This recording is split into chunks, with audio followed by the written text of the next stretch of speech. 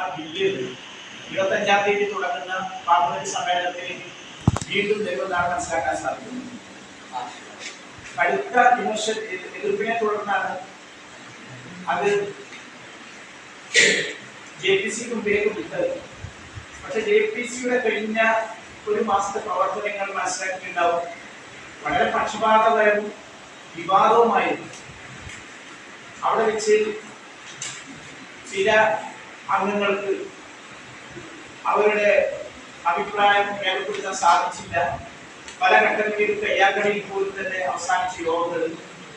അത് മാത്രമല്ല, മുമ്പൊന്നില്ലാത്തതിനും ആവേശത്തോടുകൂടി സമിതി ചെയർമാന് രാജ്യത്തിന്റെ വിവിധ ഭാഗങ്ങളിൽ പോയി അദ്ദേഹത്തിന് താല്പര്യമുള്ള വിഷയങ്ങളിൽ അവരുടെ മൊഴിയെടുത്തു. ഇതൊക്കെ നടക്കുന്ന സമയത്താണ് നമ്മുടെ കേരളത്തിലും ഒരു വക്തു വിവാദം വരുന്നത്.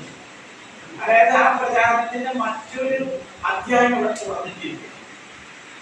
ഒരു കാര്യം അടിസ്ഥാനത്തിൽ മനസ്സിലാക്കേണ്ടത് 2022 ശേഷം ഇവിടെ യഥാർത്ഥത്തിൽ ആർക്കും തന്നെ വക്കൂത് നോട്ടീസ് അയച്ചിട്ടില്ല. ആകെ ഉള്ളത് 12 പേർക്കാണ് അയച്ചിട്ടുള്ളത്. അത് എവിക്ഷൻ നോട്ടീസ് അല്ല, ഇവിടെ മനസ്സിലാക്കേണ്ടതാണ്.